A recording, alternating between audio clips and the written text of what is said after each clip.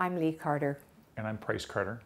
We're Kay Carter's daughter and son. We knew when we were children, she talked about being a member of the Hemlock Society. And so that was in our conversation when we were young people.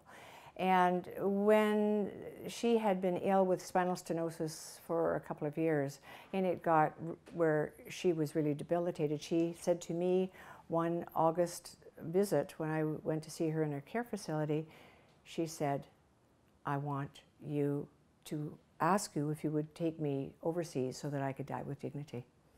And I, without any pause, I said, of course I'll take you. So I said, I will set forth and see what I can find out. And within days, I had found out about Dignitas. I phoned her back and said, we can run with this. We can go, we can apply. Not necessarily will you get accepted, but we'll start the process. It's part of our family DNA. We talked at the dinner table. She'd throw a topic onto the table of some kind, or we would, and we'd talk about it. And there was nothing we wouldn't talk about. So that she should have brought this up and actually needed it.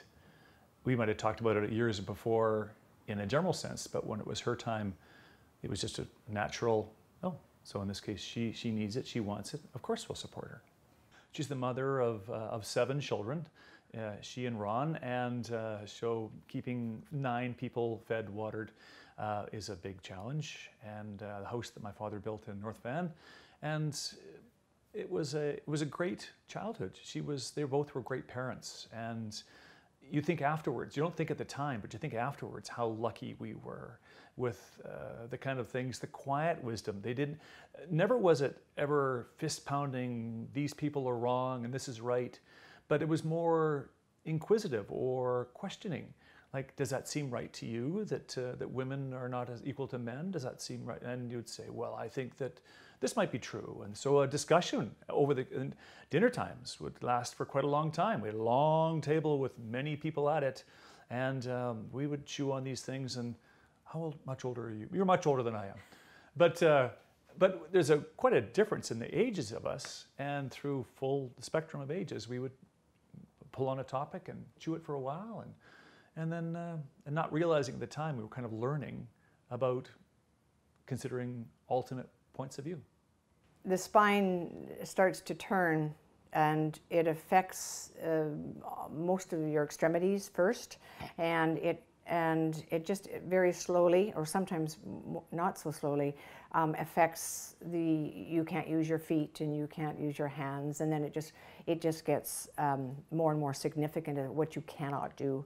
And then you have medication for pain, and so in the end, she lost her mobility. She couldn't hardly use a telephone, and she couldn't use her pad to watch. She watched Charlie Rose, and she couldn't use her remote control. Yeah, her remote control, and she needed an aid to get her out of bed, into a wheelchair. She wore diapers. It was just an existence that she said, I've had a full life, she said, and I'm ready to go. Well, after I told her that we could apply, she said, good, I'm going to tell everybody and ask everybody. So she went around to all the other siblings and all her other children, and she told them what she wanted to do. And once they were all informed, and I had more information, I called everybody together. And so we 7 had a meeting and talked about, and I let them know how it would unfold, from what I knew at that point. And it was interesting at that meeting because Dignitas had given us a lot of information to fill out. And one of the pieces of paper was a letter of support. And so in that one meeting, the first meeting, which took place maybe 10 days after I had initially talked with her, I said to my brothers and sisters, you don't have to sign it, but if you'd like to sign it, there's a letter of support for you to sign. And all 7 signed it. Not everybody agreed with what she was doing, but they all signed the letter of support. Well, this discussion about death is something we should all be having anyway. Those kind of family discussions, we don't have them. This has been said so many times, we're a death-denying society. We closet it away, and when it happens, it's catastrophic. And in this case, we were talking about something that Mom wanted to do. So it was an informational meeting, and there was no ringing and hand-wringing and, oh no, this is so wrong. I mean, people had their own thoughts, but we all were ultimately supportive of it, and we're willing to support her to do this. And it was just more, we were interested in how this should come to pass. This is all, we hadn't been prepared for this, but we grew up like this, that, well, Mom wants to do this. Well, of course, we'll help her do it. In this case, Lee started the whole process and getting her to Dignitas. And we just, they wanted this letter of support to show that within the family, that no one would be against this process, because at the time, 14 years in prison if you're aiding and abetting. So it was important to know that someone wasn't going to go running to the police and say, this is what's going to go on. I can speak only personally, and you were closer to the nexus of this thing, but never once did that ever come up. The fact that we all knew that, or sensed it was probably illegal in Canada to have an assisted death. I couldn't have quoted chapter and verse for what section was being violated if you did, but it was absolutely not a concern at all. It was all about, she needed this, she wanted this, I'll help her do this. That's what was mine. And listening to my brothers and sisters, obviously my eldest sisters brought this to the table, so she's on board, and the rest of us would sort of pause, think about it. Some of them didn't feel it was necessary, but ultimately we all would revert to the idea that, well, we may not think it's necessary, but Mom thinks it is. She's taught us about individuality and personal freedoms. These are things that we all, it was in our DNA, it's, of course, she wants to do that with herself, that would be it. So the law was not a concern. I don't think that even any of us, I never talked to anybody else about it, but no one even brought it up about, we skirted the big one on that. She was aware that what we were doing was illegal. And that's why for the 6 months that I worked on this, it was a very hush-hush, and we couldn't, and that was really a shame because we couldn't tell people and couldn't share with outside of our family. It was a matter of, this is what she wants to do, let's get on it and let's do it, and let's see if we can make this happen for her. I was aware that we were aiding and abetting, but it didn't influence my work in getting her there. As a bit of foreshadowing of this, I don't know what, in the 1970s, her mother fell, and her mother was as sharp as she. And I remember Mom telling us about how she had been at our grandmother's bedside, and together the two of them had talked about some way that Kay could help her die without Kay going to jail. And they never could come up with a solution to it. And then eventually Grandma died of other causes. But it was interesting that in terms of foreshadowing that in fact should have taken place, because that was what really scared her. She was afraid of how she would die. She wasn't afraid of dying, but just how the spinal stenosis was like being locked in a bathtub with a slow tap turned on as it slowly filled up. And the horror of thinking that you have no way out, you must wait until the bathtub's full. And with her grandmother, or our grandmother, or her mother, they looked for a way out, couldn't find one, and eventually she died anyway. But Mom did not want to suffer the same fate. It was quite a process because the Swiss are extremely, there were a lot of demands made on us. One paperwork package I sent over had 42 pages in it. I did that twice. And so we were always, and so it was, the process of, getting certificates, medical certificates, and a lot of things that weren't easy to get because we couldn't go to a doctor and say, oh, by the way, I'm going to Switzerland. We couldn't tell anybody. So everything we did was hidden, it was a secret. So it was very difficult to get the documentation. We got it. We were creative and we got it. But it took a lot of work, money, and effort to put everything in place so that she could make this trip. And Dignitas, you make an application to Dignitas, and then they look over your file and decide whether or not they'll take you or not. And then when they take you, they call it the green light.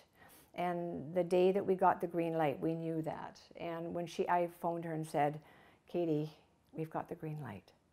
And for her, it meant, yes, we can go to Switzerland. We are going to go.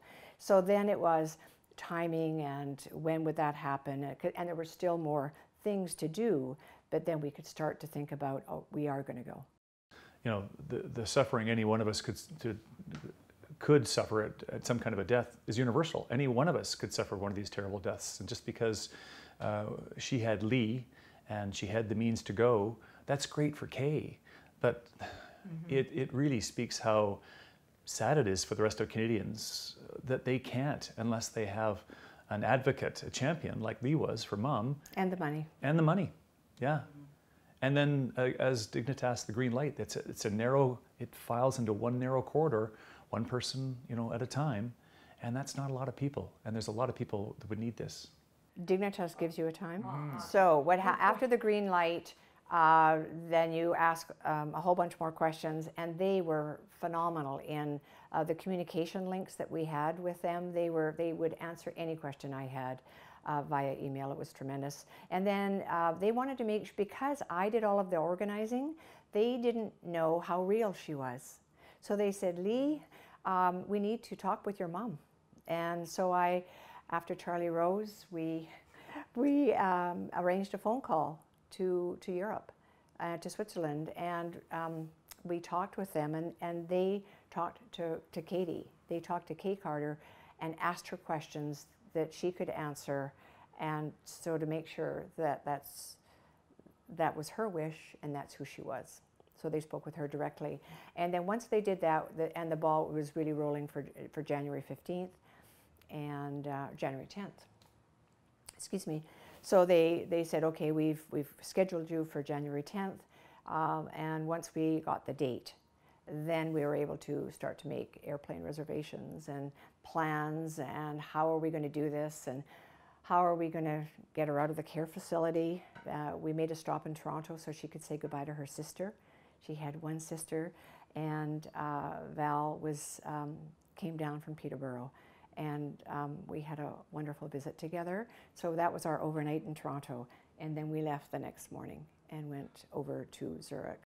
I mean, Dignitas does as much as they can to let you know what's going to happen there. So I organized, the hotel.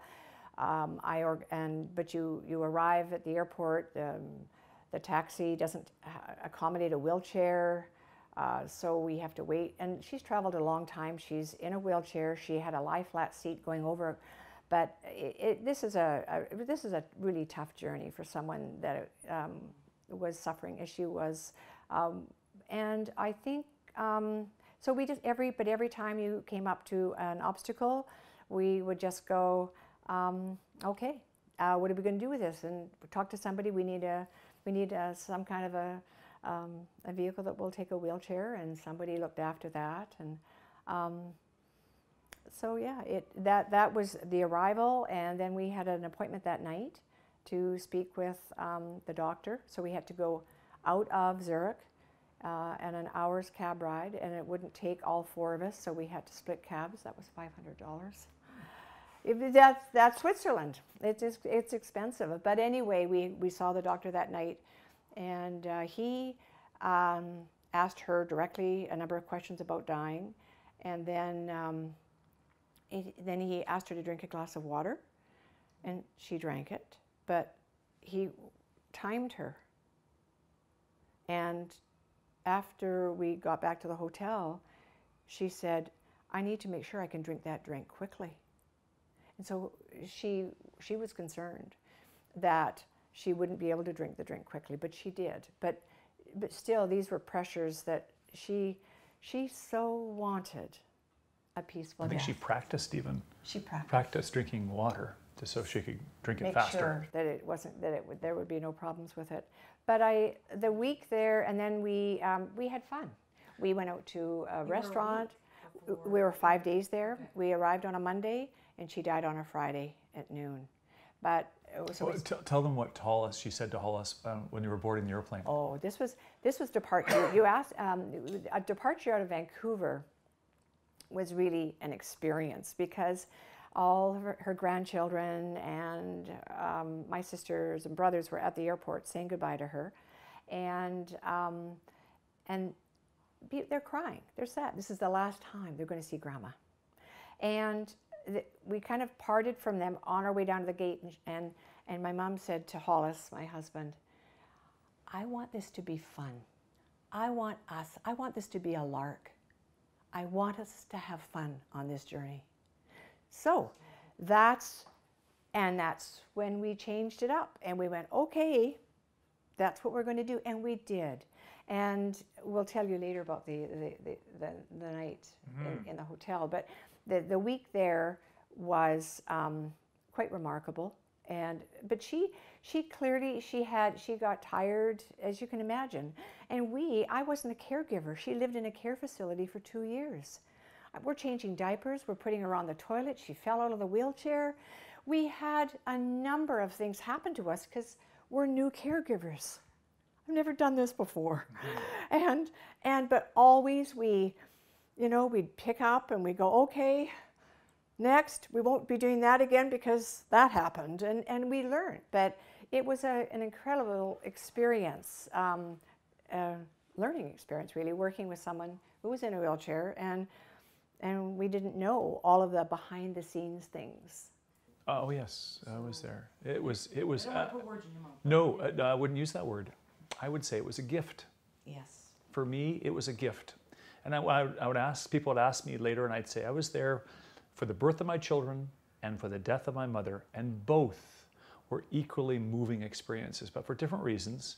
But it was to have had that afterwards when we sat around the table, and Mom's no longer here, she's dead, her body's still there, but we're sitting around the table and we're reminiscing and we're talking, and it was, all of us I think felt that we'd experienced something phenomenal, and because of the prep that had gone into this, perhaps for the past 45 years for me, whatever it was, this was great. I mean, she had got her wish, but we were all upbeat about it. Mm-hmm. We were told in advance that pentobarbital is quite sharp or bitter. And so in preparation for that, I came to Switzerland a day later. These guys went out and bought some Swiss chocolates so that when Mom had it, and for everyone that wanted one could have a Swiss chocolate. So Mom would have her drink and then a Swiss chocolate, and then we'd all have a Swiss chocolate, which we did. So there was sort of a bit of, mirth is the wrong word, but there's a bit of a wink sort of to this whole process while we're there. And man, it was a great death. We're all going to go, that we should be so lucky to have one like that, to have said goodbye so well, to get her exit the way she wanted. No one wants spinal stenosis, but we're all going to die. In her case, to die that way, ultimately, with dignity, with her family, and in a really loving way. It was an amazing experience. The caregivers that were there were amazing. It's Erica and Horst, a husband-wife team, were there, and they were, even when they met Kay, when she showed up in the cab, Erica kneels down, puts her hands on her lap, and just, Kay, I'm so glad to meet you. I'm just so glad to meet you. And Kay, I'm so glad to meet you too, Erica. And there's paperwork to fill out. Lee experienced it more than I, but she was asked countless times, Kay, are you sure this is what you want to do? You realize that if you just do this and you do it, you will be dead. And her constant refrain was, I, Kay Carter, wish to die with dignity. And they would pull us out. We need to talk to Kay by herself. No coercion here. And Kay, really, come on, really, do you really want to do this? Yes, I, Kay Carter, wish to die with dignity. I'll say it as many times as I need to. And she said it countless times, because the safety checks were just the firewalls between her and not really wanting to do this or changing her mind. Even in the Dignitas facility, there's paperwork to fill out, and we're sitting around a kitchen table, and you remember this better than I, but the word she used, because Erica says, well, we're all done, paperwork's all done, the afternoon is yours, this facility is yours. Kay, we can sit, we can reminisce, we can talk about things, we can do whatever you'd like, you know, and ultimately, if you decide you don't want to do this, you just go back to the hotel. And she said something about She said, I've come halfway around the world to die with dignity. She said, let's get started. Let's go. And it was, so, and so she, all right. So she has the first drink, which suppresses, I think. It's a stomach. It just it calms your Calms your stomach, stomach. so that you won't throw up. the sodium pentobarbital. Yeah. So.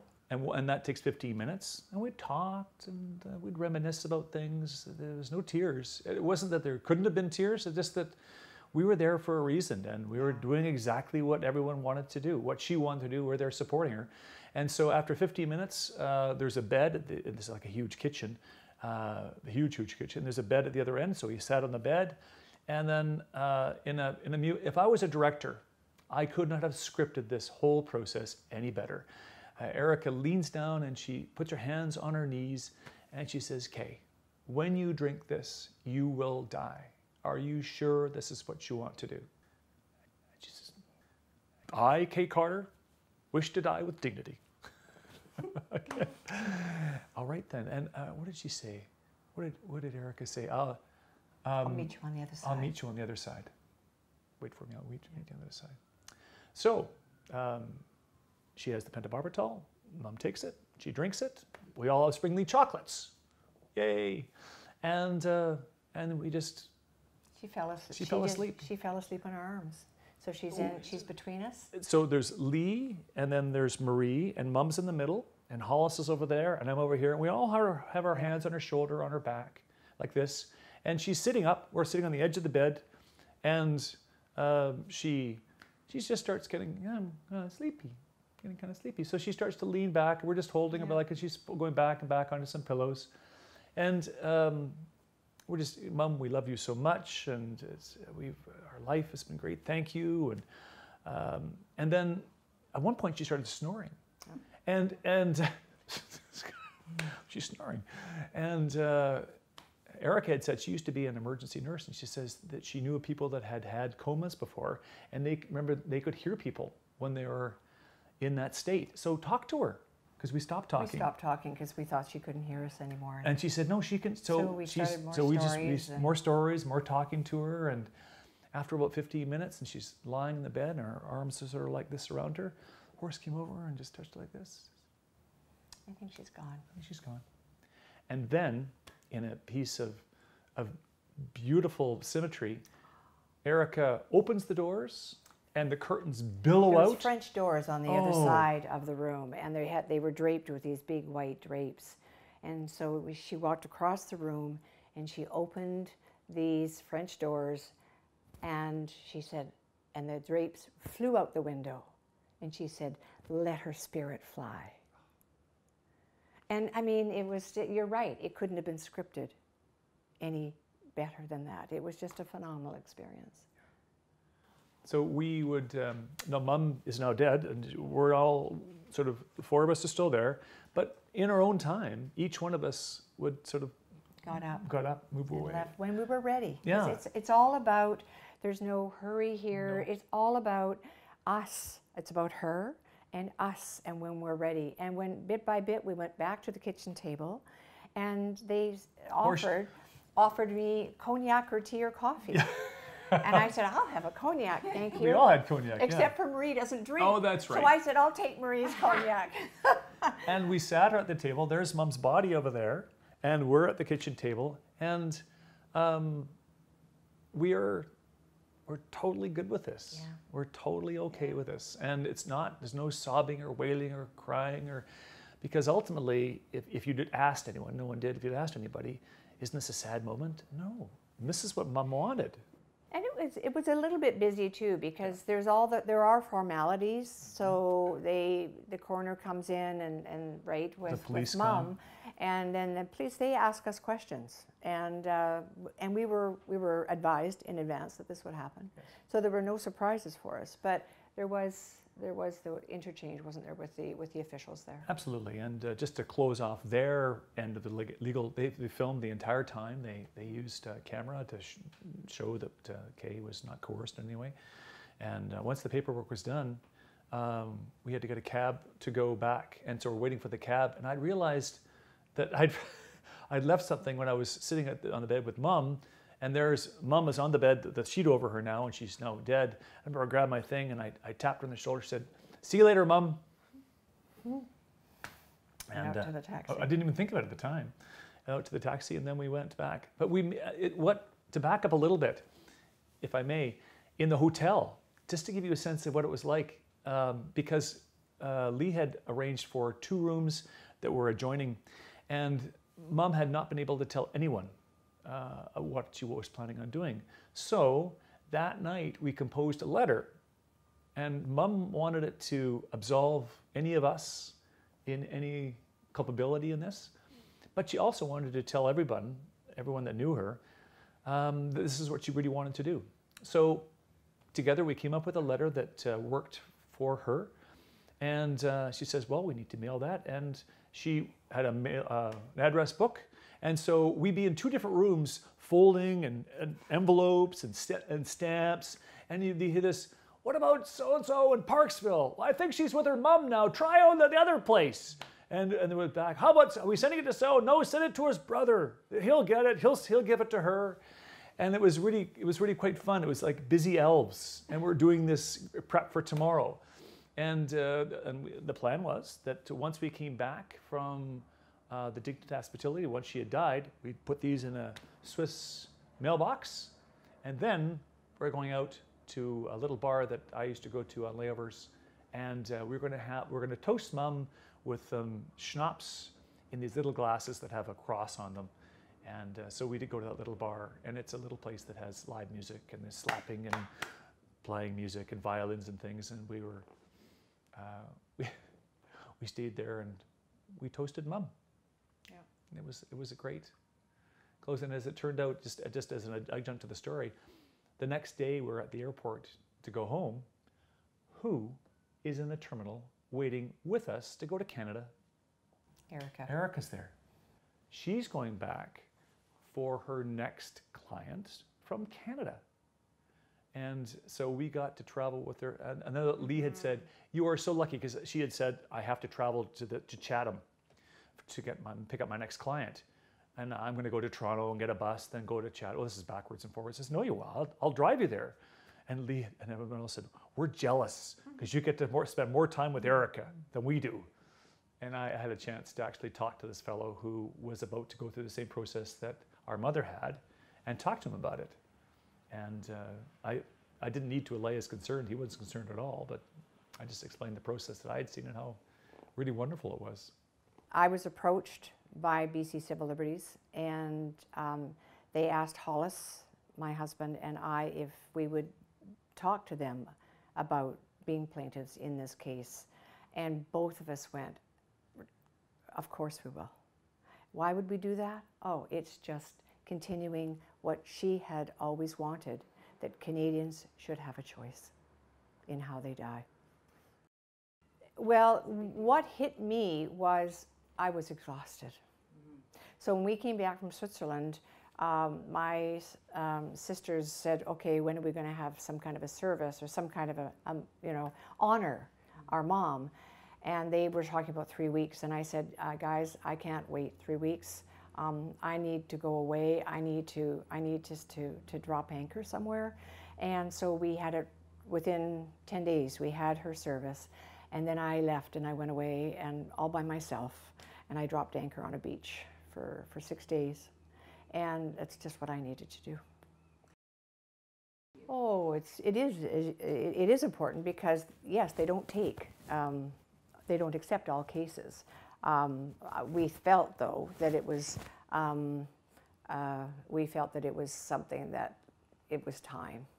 It was time that Canadians, that it should be looked at. So I think we were optimistic that Well, the Supreme Court. They're also the final arbiters of this entire process. There is no other court to go to. So this would be the end of the line. One with the other. This would be the end of the line in terms of decisiveness on this issue. That's frustrating because anyone that has a contrarian view could cite examples. The slippery slope was the favorite argument ever used. And in however many times you might say, all that's happening is you're giving individuals the right to make an individual choice about themselves. That's all that's happening. They continue to try to draw in more people into this. People with disabilities. What does it mean about my grandmother? What does it mean about all these various things? And you just, like little children, have to bring them back to the middle and say, this will be for an individual choice. You have no idea how many times my mother was asked, how many times, does she really want to do this? You needn't worry about your grandmother or anybody else because they would tire of the process of so many times, so many firewalls, so many checks. And so, but in spite of that, there's people for very fundamental reasons who are against this whole process. And they popped up like mushrooms, and they would say this is against either God's law or natural law, or it's against the law.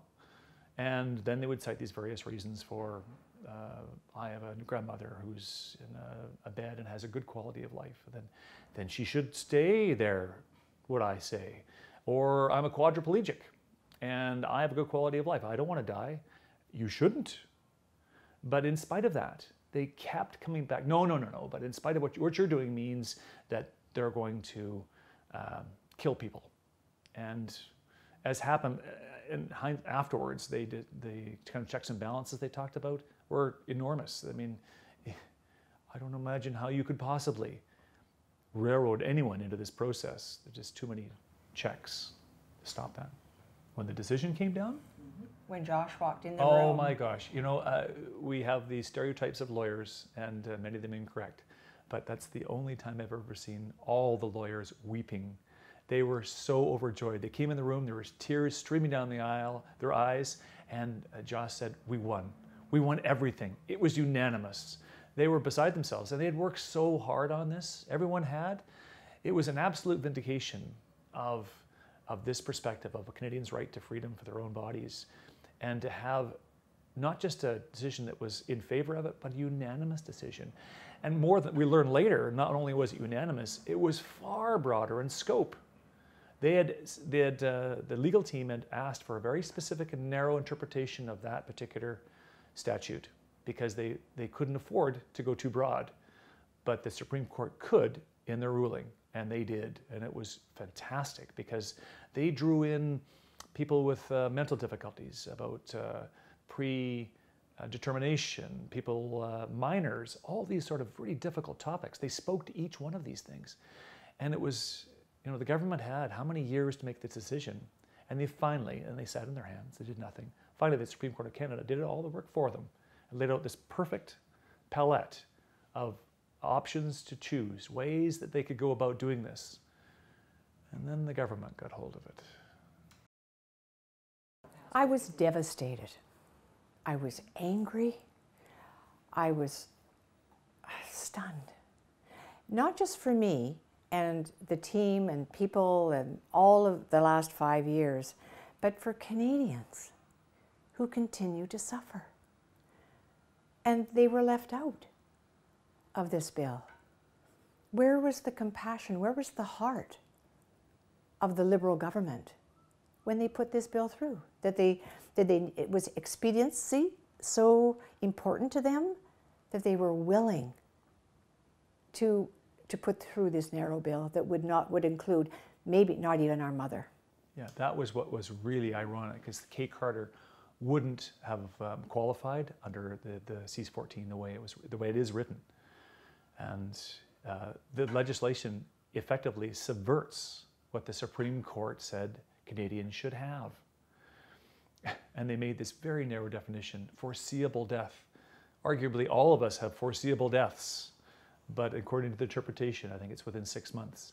So too few people were caught by this or captured by this. And there were so many people that would be suffering, like our mother. terrible. She would have suffered for years in agony, and then 6 months before she died, and they said, well, I think she'll die in 6 months, but she's had years of agony. You can go now.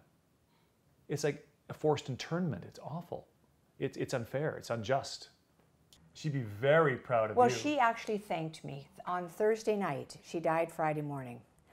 And on Thursday night, nobody else was there. And she said, Lee, she said, I couldn't have done this without you. Thank you for taking me.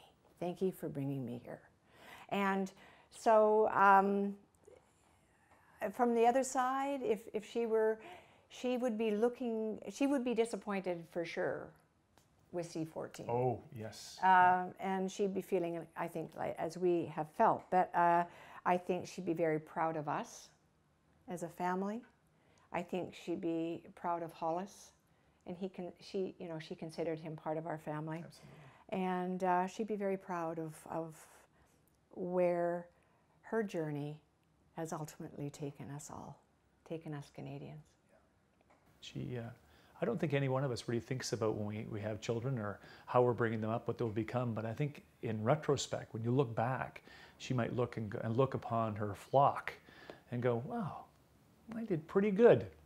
When people say that we did it, we did the footwork, and I did the 6 months with her, and we went to Switzerland. But you know, the legal team, without BC Civil Liberties and without Joe Arvey and his team of 2 lawyers, this couldn't have happened in Canada. You know, so I'm so appreciative. All the way along, I felt so appreciative of their contribution. Going back to something I said earlier, you know what Kay would think of this, thinking back. I'm thinking back to those conversations we'd have at the dinner table. And she loved grist for the mill, something to talk about, something to, you know, both sides. She'd take the contrary view if no one would pick it up, and she'd argue it. But that's exactly what this has done. I found personally that when they learn who I am, they start to talk about this. Well, I've got an uncle, and so well, I'm happy to talk about it. But it's the conversations around kitchen tables all over the world, Canada, perhaps the world, but Canada, and they're starting. She would smile that this was kicking the conversation up a notch, that people are actually engaging in a conversation, because that's what she was all about. Kay was all about talking.